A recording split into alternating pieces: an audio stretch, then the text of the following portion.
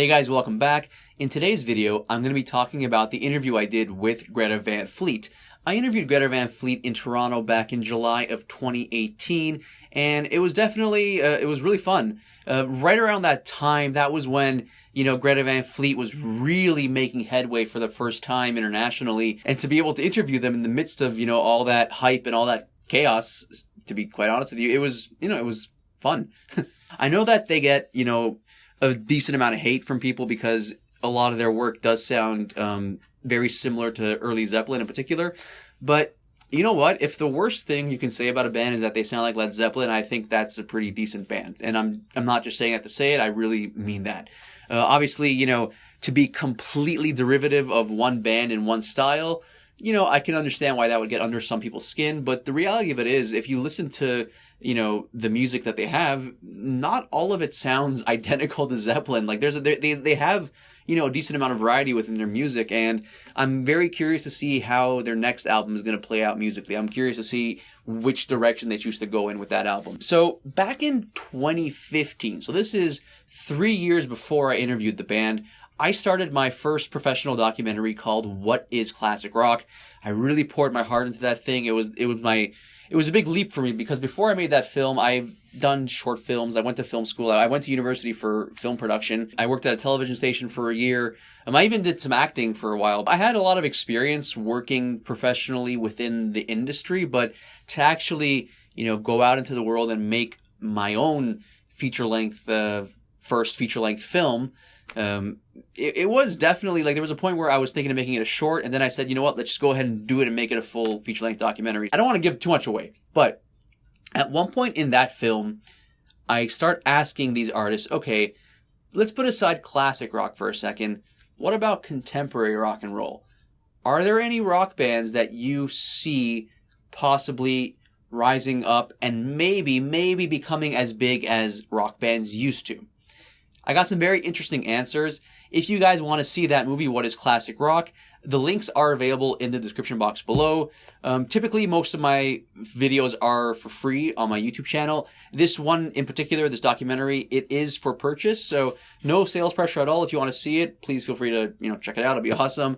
If not, my follow-up documentary, Rock is Dead, that one is available for free. It is also linked in the description box below. My interview with Greta Van Fleet was, in fact, for my documentary called Rock is Dead. And when Greta Van Fleet first really started making, headlines in late 2017, early 2018, right around there, they've been around years longer than that, but really right around then is when they started to kind of take off. And a lot of people were saying, is this the next band? Is this that band that can become huge? So there was a lot of hype around Greta Van Fleet right around that time. There still is to this day, but really then they were super, super hot. And there were a lot of people hating on them, as I mentioned before, but there were, I think, even more people who loved them. So I definitely wanted to get a hold of this band, and I tried a few times. My first initial attempt was a no. It got rejected. But then, I kept trying again. I found the right contacts, and lo and behold, I was thankfully able to arrange an interview with Greta Van Fleet. Before the interview with them, I interviewed them, I think it was a Tuesday, and on the Friday before that, they had a concert. That concert was crazy fun. I was in the photo pit.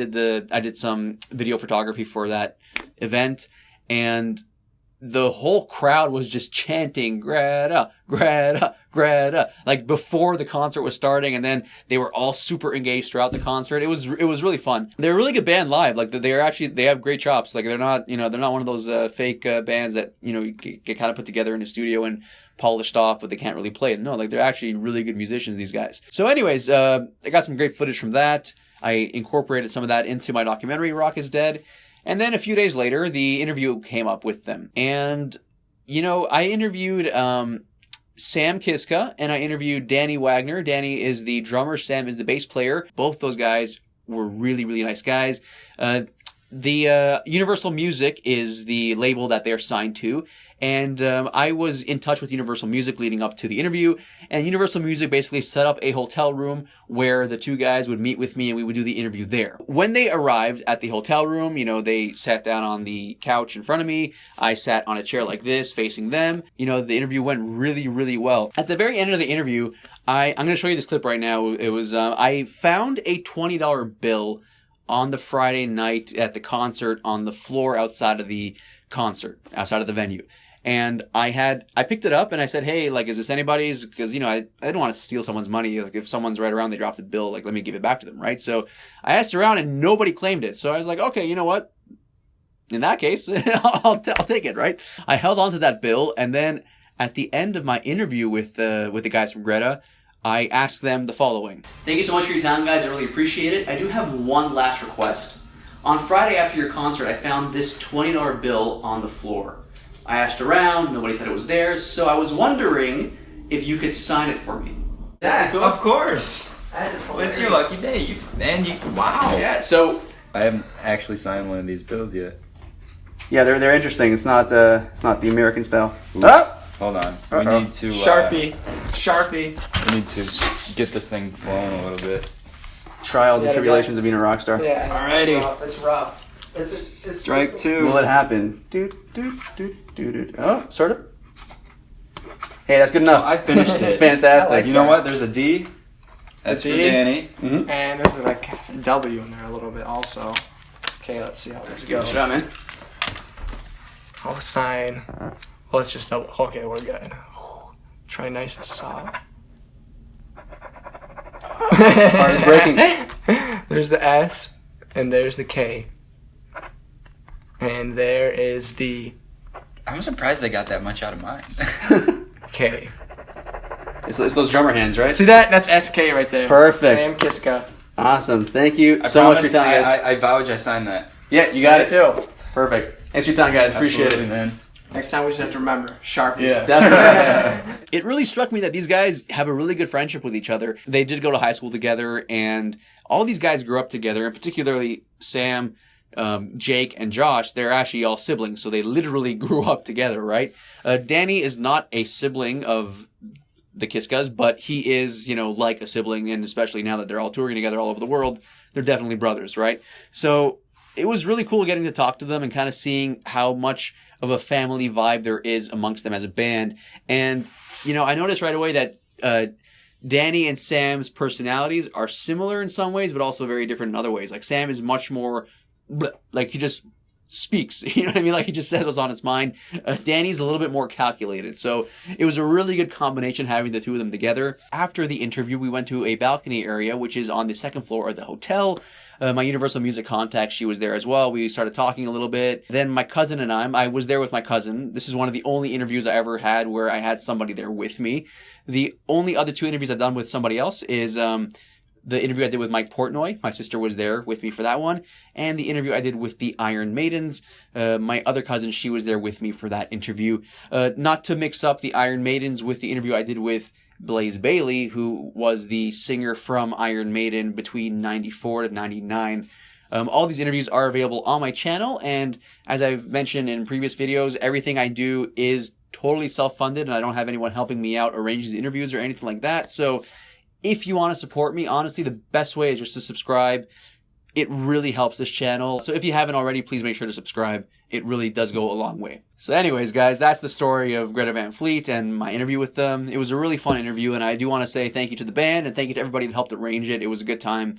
If you want to see the interview, it is on my channel, but I'm going to put it for you guys right here as well, just for convenience sake. It's going to start playing right now. If there's one thing about you guys, either as musicians or as people, that you want the world to know, but people haven't really talked about yet, what is it about you?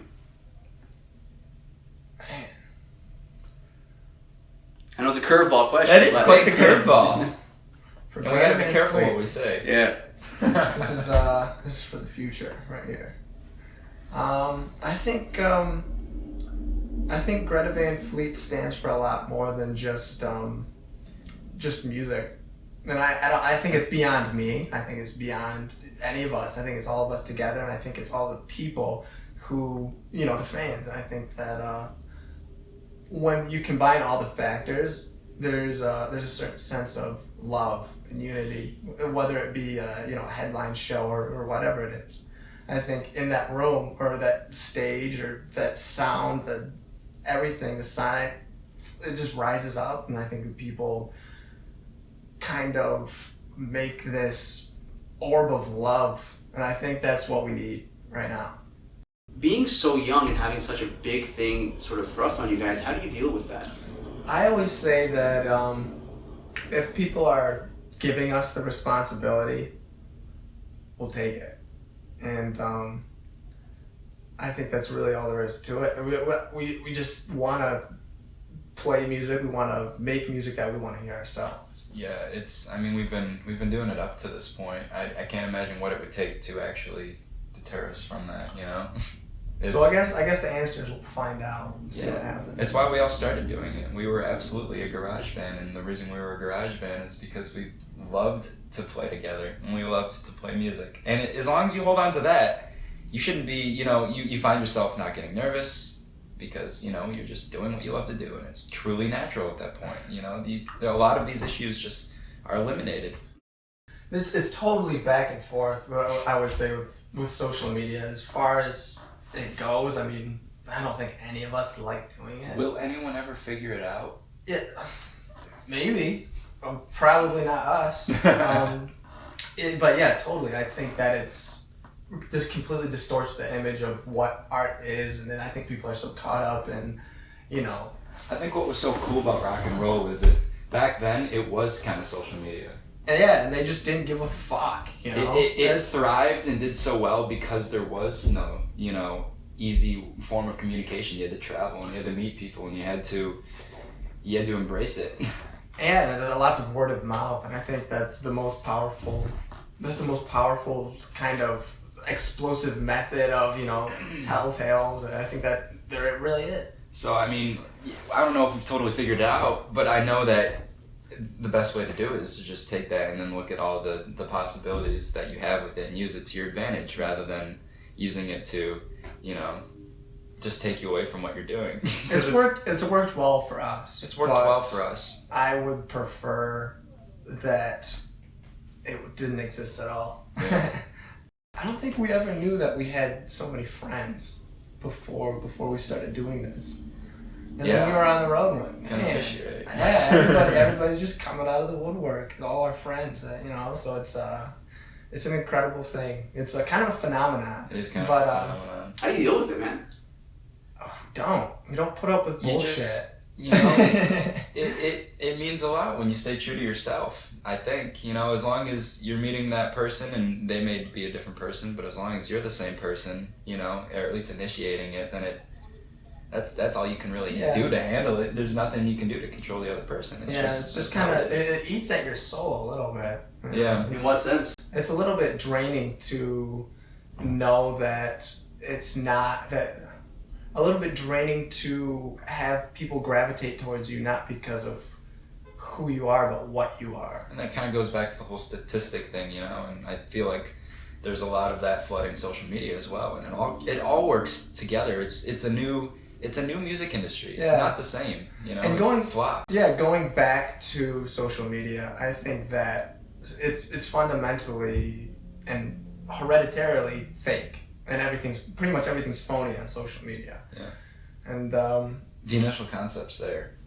Absolutely. I think that the perception of what we do is totally off from what the reality is. Yeah. What is the reality, if I may ask? Well, the reality is some days you're... How do I put it? Some days you're literally jet skiing in the Middle East, and some days you're eating cold ramen noodles from a hotel fucking bathroom. So in terms of mainstream popular music, you guys are actually playing your instruments, you guys are actually singing. How do you feel when you hear that stuff on the radio? Well, I don't want to say offended, but because, we want to respect all kinds of music, whatever it is, be diplomatic, but it's like, I don't want to listen to that shit. It's part of being every artist is entitled to their own... That's what I meant. Every artist is entitled to their own process of creativity. It's respectable, to an extent. Some people have the ear, and that stuff is just, it sounds great. But you can't, the problem is you can't associate it then in any shape or form with rock and roll, just because that is not how it was bred, that is not how the genre was bred. It's all about kind of, classifying it a little bit. Good music is imperfect. And that's the fact of the matter. And I think that the best things in music are mistakes. That they're technically not even just wrong. Perfect, just human. Yeah, just human. Because when I hear a pop song on the radio, everything is absolutely spot on. The drums are right on top of the beat. Every note is right there. And then you get what the great songs in the past few years have been like Adele. Like some of those songs, she goes in that top register and her voice breaks out. Oh yeah, her voice will crack, and and it's sure that's not the best take. That's what keeps it human, Yeah, that's what keeps it human. Like Hosier, stuff like one. that. Just like instruments, human, and I think that that's what we do it for. When we're in the studio, we want to capture a performance. And I think that this is kind of what we grew up on, and a lot of the time people ask, and it's kind of weird because it's not really, to us, it doesn't really make sense. It's why did you decide you wanted to play rock music? And we go, we didn't really decide that. It just kind of happened. That's the sound that's generated when we're all put together. We play all types of music. We do. We don't just play rock and roll music. We play all types of music. Country and western. Yeah. Well, what I read, I know you're into folk music, you're into jazz, particularly with folk. So I'm Armenian. I grew up with folk music myself. What kind of folk music are you into? So growing up, we were all exposed to the John Denver, the Peter, Paul and Mary, the Bob Dylan, just all these different interpretations of folk. And to me, what really caught my attention was the fact that it was just so beautiful. It's the production necessarily wasn't what made the track, so great. It's the songwriting, and it's the original intentions and the message and the lyrics, and just those songs have shelf life. I don't care what you say; they absolutely have shelf life. Like, how many times have people covered Bob Dylan songs because they're just amazing songs? Yeah. And that goes back to the roots of like Crosby, Stills, Nash and Young, and all the capillaries of that work. And I think it's like every genre, there's a magic to it. Yeah, it's so beautiful when you can listen to. I mean, these people aren't doing anything special. There's no like studio tricks going on. They're just sitting down, playing the guitar and singing, throwing some harmonies, and it's absolutely beautiful. Do you guys think that rock and roll can ever get to a point where it's at the top of the industry again, or top of the mainstream music? Absolutely. Anything can. And I think that's kind of the vision. And I hope that, like, once again, rock and roll is not just, drums, bass, guitar, the screaming vocal. It can literally be anything. It's not a sound. It's not even an instrument setup. It's an emotion. It's a feeling. It's a lifestyle too, in a way. It is a lifestyle. Pretty much everything that we've talked about. And so yes, absolutely. I think rock and roll will surface again as popular music.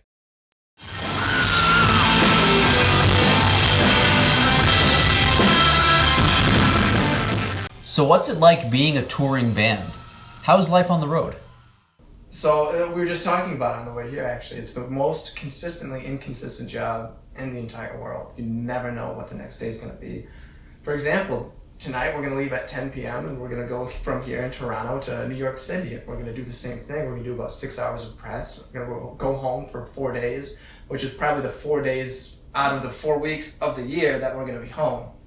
So I think it's a lot harder than I think a lot of people understand. Yeah, it's like you said, not necessarily harder or easier, but it's just not what they think, And I could sit here all day and probably tell you a bunch of things. We're young, so it's it's even different at that point too. It's almost unrelatable.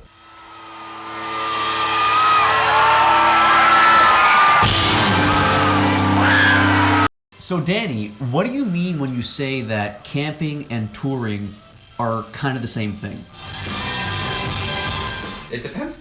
Don't you dare laugh. We've been camping together. We've slept in beds, you asshole. That's kind of what we're doing, you know. Like when you sleep on the bus, all the bunks are right next to each other. Yeah. When you're all in bed, it feels like oftentimes you're camping, and you're just and as long as you look at it not like you're camping, but in the sense with that same viewpoint, it's just like you're home. That's how you make it home. That's like awesome. like I That's said, the goal, to home. make it home. We're on the road 11 months out of the year, so Yeah. you know, everything that you can do to make it more enjoyable, you have to. Why do you think people are saying rock is dead?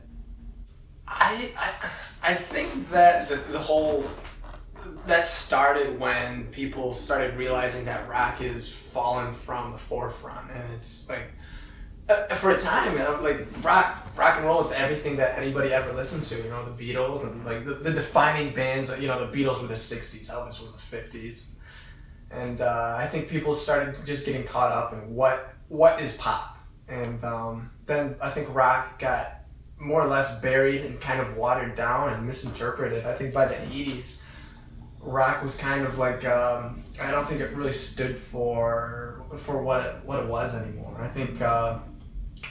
I think they probably could have done it without the drugs, and I think incorporating so many drugs into a culture was ultimately will destroy it no matter what. Yeah. So I think that could have been, you know, I think there's a lot of factors that went into that, but there's a lot that has to do with it. The world. I mean, it's been. Where would you roughly place the origins of rock and roll? Like I would 40s, 30s. Yeah, I would. You know, yeah. Goes back that far. That's a long time. There's a lot.